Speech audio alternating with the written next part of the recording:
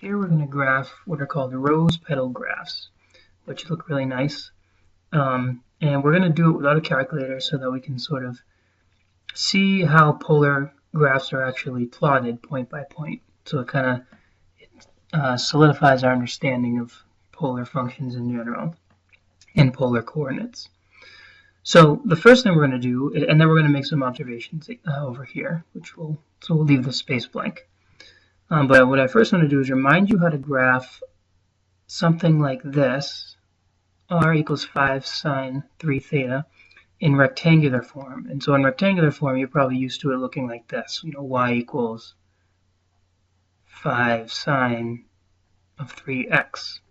Right? We've done this before. So let's just focus our attention on these two concepts here. The amplitude of that function of the sine graph would be this 5 here. Okay, that's how high up above that midline it goes. And the period is 2 pi over b, which would be 2 pi over 3. But I'm going to write this in degrees for this exercise because it's going to be more, I think, relevant and easier to understand. So let's write the period as 120 degrees instead. Now what I'm going to do is I'm going to have you graph that function and graph one, maybe a little more than one period. So when you do that, just to save some time, I've already done it below. So I'm going to scroll down. You'll notice I have it here. Right, I've got my period here at 120. I divided it into fourths, and then I plotted these key points for the sine function. So I went a little bit over one period. I went up to 150 degrees. So go ahead and do that now. And once you do that, I want you to go over here, and we're going to label these angles here. So this is 30 degrees. Right, each of these sections is 15 degrees, so that's 30 degrees. Let's go up by another 30. This is 60 degrees. So we can just see them clearly. That's 90 degrees, 120 degrees, another 2, that's 150. So let's just do that. All right, so we have the graph of r equals 5 sine theta in rectangular form. So this is the rectangular graph.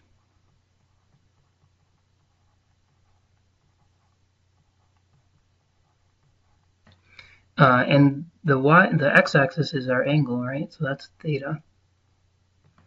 And the y-axis is our r.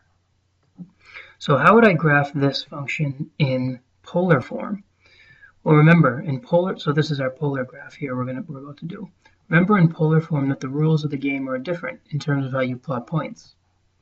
So for instance, to plot the point 30 degrees, 5 in rectangular form, you go out 30 in the x direction and up 5 in the y direction. But that's not how you plot them in polar form. In polar form, what you do is you're specified a radius that you walk out from the pole or the origin and the angle that you rotate. But often I rotate first and then walk out. But either way, the rules are different. So let's do this. I'm going to try to color code this. Let's try to plot this section of the sine graph. Leave it in blue. Let's see what happens when we try to plot this section over here. So this is the point 0, 0, right? R is 0 and theta is 0. So that means that I rotate 0 degrees. So that's 0 degrees. I rotate 0 degrees, so I'm facing this way. And I don't walk out at all. So that point is plotted. Now watch what happens as I go from 0 to 30 degrees. That means I'm rotating, right? I'm gradually rotating. So I'm gradually turning and facing towards 30 degrees. And as I start to rotate, right, my R is increasing. So I'm walking out a further distance as I rotate. And at 30 degrees, I walk out as far as I'm going to walk out. That's 5. So at 30 degrees, I walk out 5. 1, 2, 3, 4, 5, right here. But as I'm rotating towards 30 degrees, I'm walking out gradually farther and farther. So that's why this will have this shape. Right? As I'm rotating, I'm walking out farther and farther until 30 degrees, I walk out the farthest. Then, as I rotate from 30 degrees to 60 degrees, so again, I'm here, rotating from 30 degrees to 60 degrees, I'm walking out shorter and shorter distance until at 60 degrees, I'm back here at 0. So that's why we'll have this shape.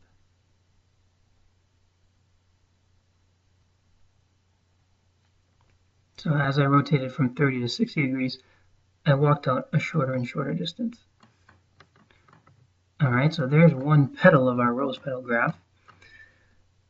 Let's do this next section.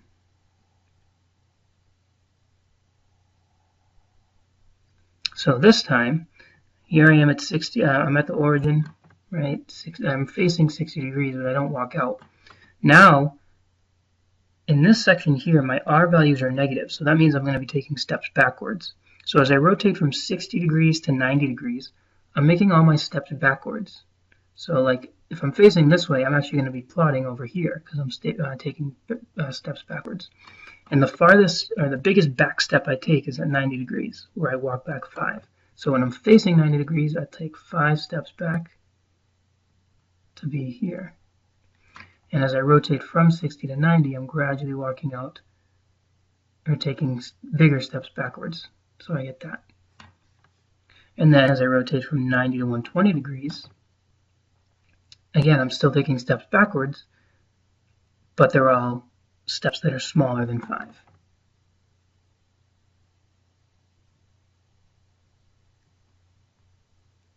So there's my second petal. And let's do this last little section here. So as I rotate from 120 degrees to 150 degrees, 120 to 150 degrees, my R is positive, so I'm taking steps forward. And the farthest I'm going to walk out is 150 degrees. I'll be walking out 5. So 150 degrees, I know I'll be walking out 5. 1, 2, 3, 4, 5. Now as I rotate towards 150 degrees, I'm gradually taking bigger and bigger steps out. So towards 150 degrees, so in this section I'm taking bigger and bigger steps out.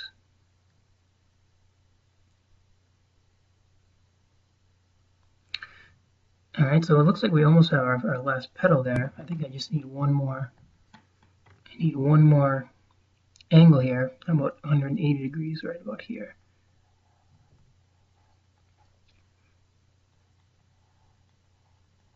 Between 150 and 180 degrees, between 150 and 180 degrees, you'll see that I'm walking out, as I rotate between 150 and 180, I'm taking smaller steps out until at 180 degrees, when I'm facing this direction, I don't walk out at all. So that's when I get this.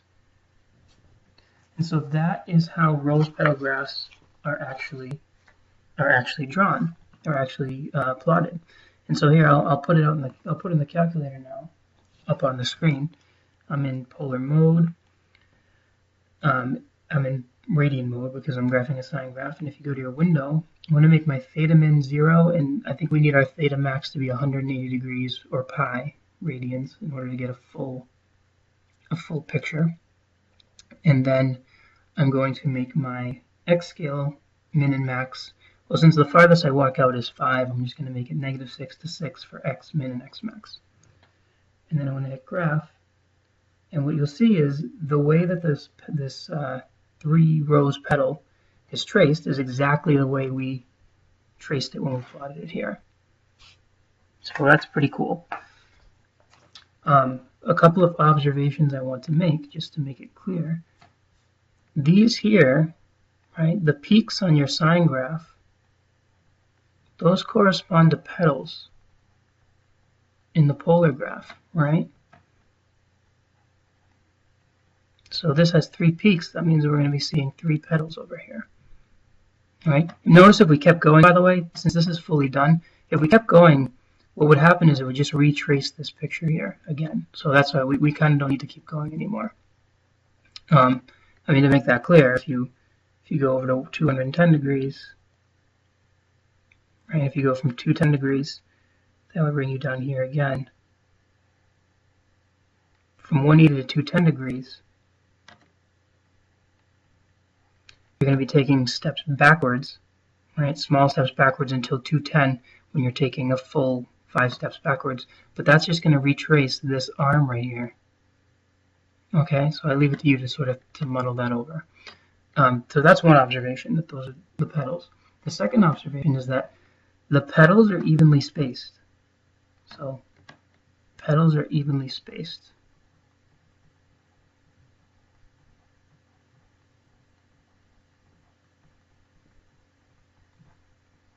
And so what I mean by that is there's nice symmetry here. To get from 30 degrees to 150 degrees, that's a 120 degree change. And to get from 150 to 210, to 270, that's a 120 degree change. And I get from 270 back up to 30, that's a 120 degree change. Okay, they're evenly spaced, 120 degrees. And 120 degrees is just your 360 degrees cut into 3, because that's how many petals there are. So these little tricks I'm showing you, they'll help you plot these graphs in a quicker fashion if you're interested later, which you will be. The last thing I wanted to note before we're done with this video is that there were 3 petals, and there's a 3 here next to the theta. So the number of petals,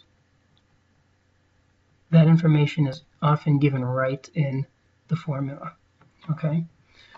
So it won't always be the case that you graph them this way without a calculator, because I'm going to show you some tricks. But this exercise was useful in just, I think, seeing how this relates to this over here.